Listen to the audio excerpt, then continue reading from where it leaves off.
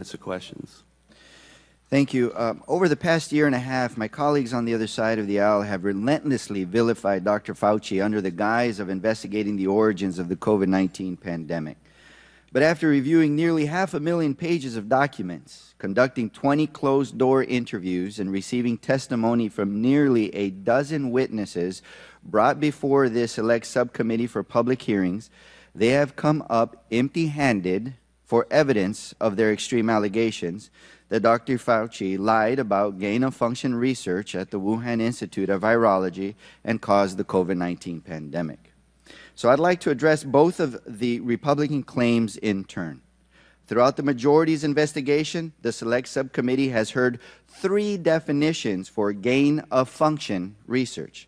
Of the 3, Republicans have relied heavily on an overly broad definition that has no regulatory significance. Let me repeat that. No regulatory significance. In fact, their definition is so broad that it would include the manufacture of flu vaccines as gain of function.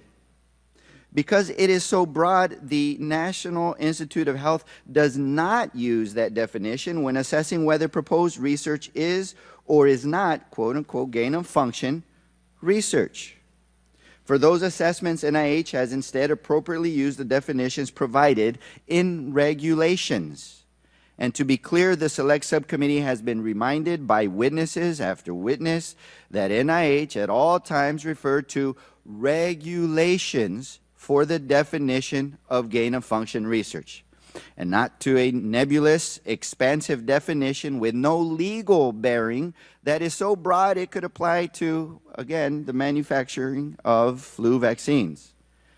Dr. Fauci, according to the regulatory definitions, for example, in P3CO, that NIH applied to proposed research, did NIH ever fund gain-of-function research in Wuhan, China?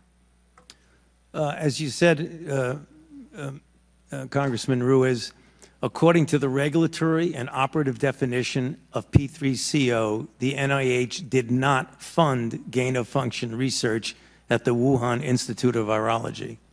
Thank you. And despite my Republican colleagues' effort to fit a square peg into a round hole, it seems to me that you've been consistent on this issue from the beginning of the pandemic. And they know this, but they still use the terms gain of function loosely. And with respect to NIAID staff's assessments of whether proposed research was or was not gain of function research, were you personally involved in those assessments, or were those assessments made several levels removed from you and by subject matter experts? Those assessments were done by highly qualified and experienced program people several levels below me. Thank you.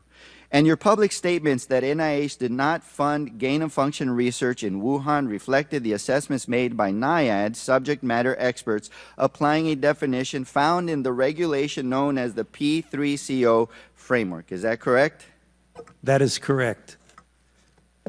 Thank you, and thank you for clarifying that. In fact, all of that is abundantly clear in your 2021 Senate testimony on this matter.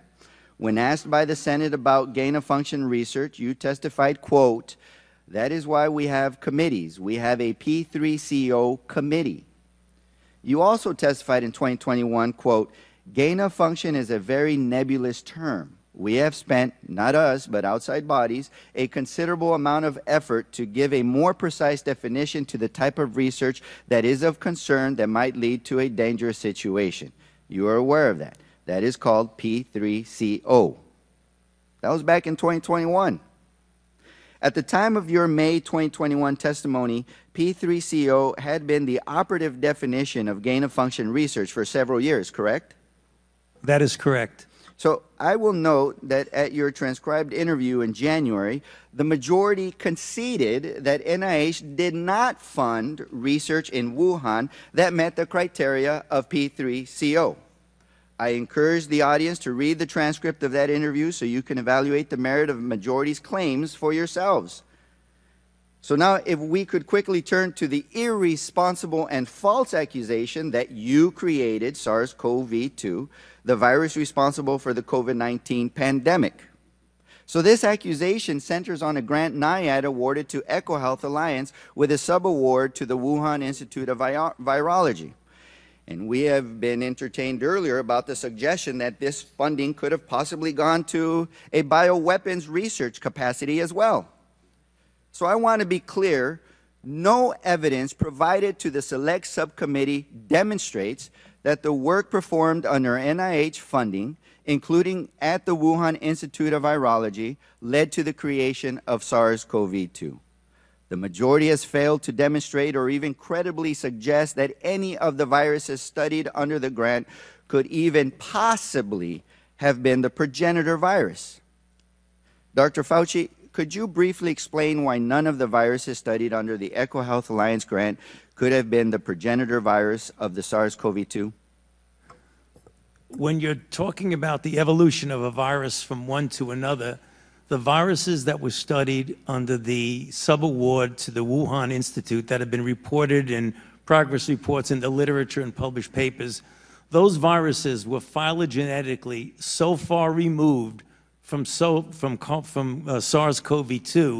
that it is molecularly impossible for those viruses to have evolved or being made into SARS-CoV-2. It's just a virological fact. They were so far removed that it could not possibly be a progenitor of SARS-CoV-2. So I want to be very clear on this point that the funding and the research conducted by EcoHealth did not produce SARS-CoV-2.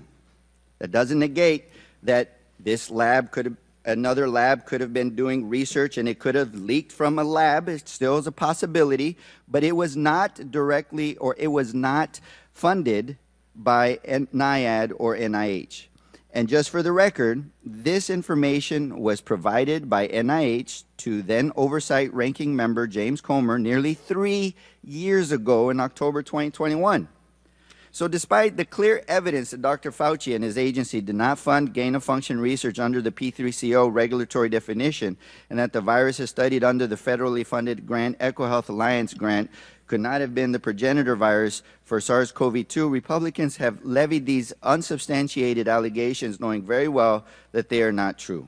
And they have done so to push their extreme partisan narrative that Dr. Fauci and our nation's public health officials caused the COVID-19 pandemic.